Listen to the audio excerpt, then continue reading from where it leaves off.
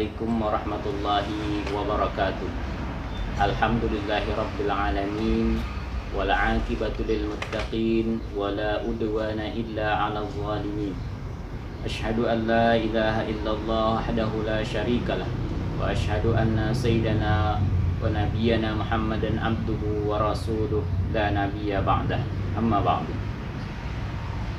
Bersyukur kehadirat Allah Subhanahu wa taala, kita masih dipertemukan kembali dalam pembahasan Al-Arba'in Nawawiyah atau hadis-hadis arba'in yang dikumpulkan oleh Imam An-Nawawi.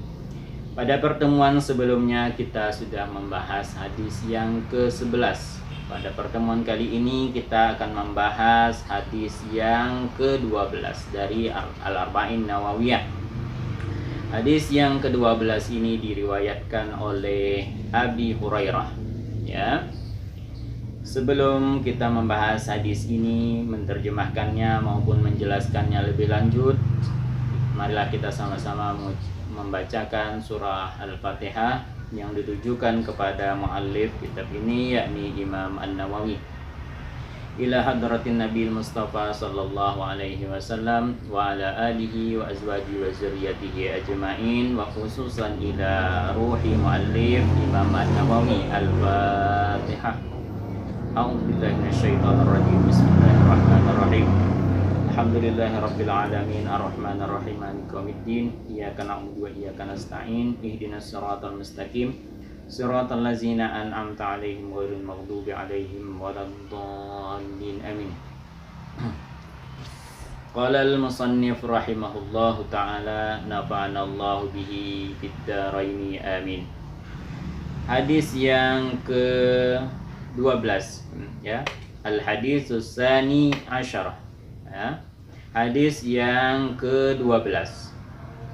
An Abi Hurairah radhiyallahu anhu qala Rasulullah sallallahu alaihi wasallam, min husni islami al-mar'i tarkuhu ma la ya'ni. Hadithu hasan, rawahu at-Tirmizi wa ghairuhu hakadha. Ya. Berkata muallif kitab ini, Imam An-Nawawi, al-haditsus tsani asyar, yakni hadis yang ke-12. Hadis yang ke-12 ini diriwayatkan oleh Abi Hurairah. An Abi Hurairah radhiyallahu anhu qala, ya. Dari Abi Hurairah radhiyallahu anhu, semoga Allah meridhai dia berkata, qala Rasulullah sallallahu alaihi wasallam, bahwasanya Rasulullah sallallahu alaihi wasallam bersabda, min husni islami al-mar'i tarkuhu ma la ya'ni. Hadis ini sama dengan hadis sebelumnya. Hadis ini sangat singkat juga, ya. Hadis sangat singkat dan padat sekali, ya, jam'ul kalim, ya. Min husni islami al-mar'i tarkuhu ma la ya'ni, ya. Kata Rasulullah sallallahu alaihi wasallam, di antara, ya, akhlak-akhlak, ya, mar'i husnil islami mar'i, ya. Jadi antara kehormatan atau akhlak, ya, yang baik dari orang Islam itu, ya, di dalam Islam itu adalah tarkuhu ma la ya'ni, meninggalkan apa-apa yang tidak bermanfaat, ya, tidak berguna, ya. Meninggalkan sesuatu yang tidak berguna kepada sesuatu yang berguna, ya. Min husni islami al-mar'i tarkuhu ma la ya'ni, ya. Di antara adab-adab, di antara akhlak, di antara kehormatan di dalam Islam itu adalah meninggalkan sesuatu yang tidak berguna atau tidak memberi manfaat. Di sini menunjukkan bahwa maqasid agama, maqasid syariah, pelaksanaan syariat juga adalah tujuannya kemanfaatan. Sesuatu yang bermanfaat, maka itu yang menjadi tujuan, ya. Jadi maka di dalam kaidah itu kan mengambil manfaat, menolak mudarat, mengambil manfaat, ya. Maka yang paling penting itu seberapa manfaat. Kalau ada dua hal ditentangkan, dihadapkan kepada kita, yang mana yang lebih bermanfaat? A atau B? Maka yang lebih banyak manfaatnya itu yang kita pilih.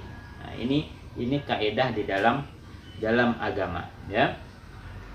Di sini disebutkan adalah al-mar'i, ya. Al-mar'i itu sesuatu yang maknanya maru'ah atau kehormatan. Jadi di dalam agama ini perlu menjaga maru'ah, ya. Contoh, minum sambil duduk, ya, itu kehormatan. Atau berjalan dengan menggunakan sendal, atau mendahulukan kaki kanan. Segala yang sunat-sunat, segala yang dianjurkan oleh Rasulullah itu sebagai maru'ah, ya, maru'ah sebagai ulama, maru'ah sebagai orang yang berilmu, harus menjaga kehormatannya. Jangan sama antara orang yang berilmu dengan tidak berilmu. Padahal Allah telah menyebutkan dalam Al-Quran, yarfa'illahu allazina amanu minkum wallazina utul ilma darajat, bahwa Allah mengangkat derajat orang-orang beriman dan orang berilmu.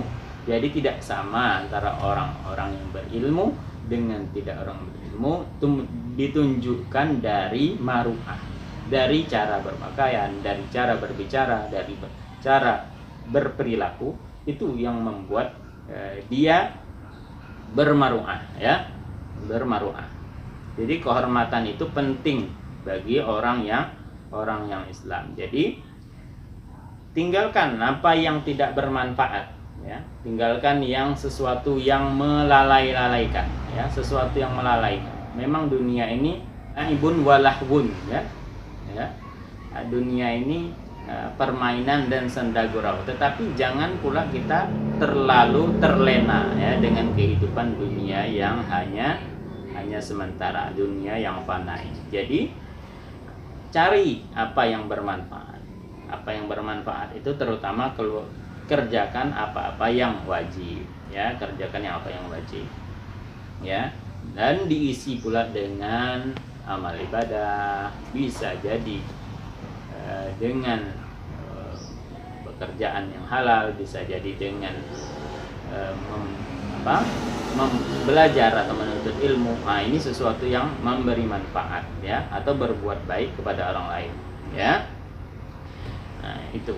Ya kan Rasulullah SAW bersabda juga kan, bahwa manusia yang bermanfaat itu, manusia yang baik itu adalah orang-orang yang bermanfaat bagi manusia yang lain, ya. Al-hadisu hasan. Jadi hadis ini adalah merupakan hadis hasan, ya. Jadi di dalam mustalahul hadis itu ada kedudukan hadis yang sahih secara kualitas, ada yang hadis sahih, ada hadis hasan, kemudian hadis yang dhaif, ya. Jadi hadis hasan ini kedudukannya di bawah hadis yang sahih, ya. Syarat hadis sahih ditetapkan oleh para ulama ahli hadis ada 5, ya. Yang pertama ittisal sanaduhu, ya, bersambung sanadnya. Yang kedua al-adil, dipercaya orangnya, adil dia, amanah dia, ya. Kemudian dhabit, kuat hafalannya, ya, kuat hafalan baik secara tertulis maupun secara hafalan di dada. Yang ketiga la syazan wala illah, tidak ada syaz, tidak ada illah, tidak ada cacat, celah di dalam hadis tersebut, dalam periwayatan tersebut, ya. Maka kedudukan hadis hasan ini hadis di bawah oleh hadis sahih. Hadis sahih terbagi menjadi 2, yakni sahih li zatihi dan sahih li ghairihi.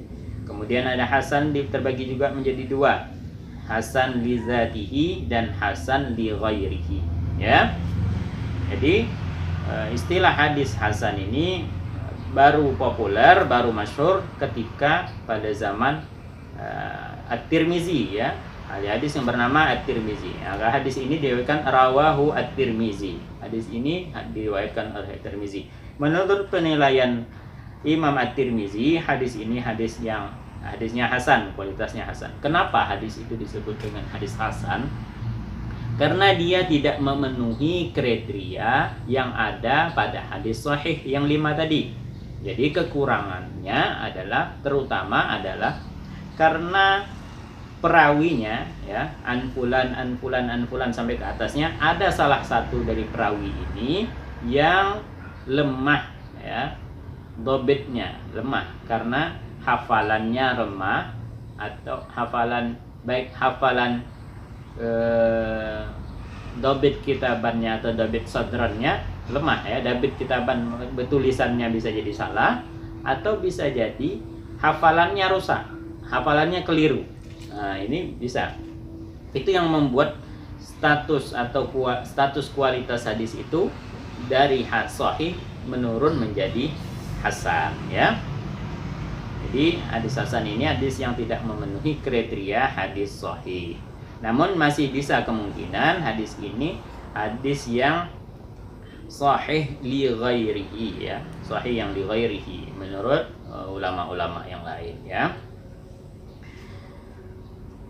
Hadis ini selain diriwayatkan oleh At-Tirmizi juga diriwayatkan oleh yang lain. Wa ghairuhu hakadza, juga diriwayatkan oleh yang lain semisal dengan hadis ini, ya. Jadi pelajaran yang dapat diambil dari hadis ini adalah kita hendaknya mengerjakan sesuatu yang bermanfaat, mengisi hari-hari yang bermanfaat. Ya, ada banyak manfaat, ada banyak perilaku yang baik di dalam agama Islam, ya, yang mendapat ganjaran apabila dilaksanakan, ya. Jadi tinggalkan sesuatu yang tidak baik menuju kepada sesuatu yang baik, ya. Tarkuhu ma la ya'ni, tinggalkan apa yang tidak bermanfaat, tidak berfaedah, tidak berguna. Jadi perintahnya artinya mafhum mukhalafahnya, ya, artinya kebalikan dari ini, kita diperintahkan untuk melaksanakan yang bermanfaat, ya. Demikian pembahasan hadis yang ke-12 ini, mudah-mudahan bermanfaat untuk kita semua. Wabillahi taufiq wal hidayah wal afa minkum. Assalamualaikum warahmatullahi wabarakatuh.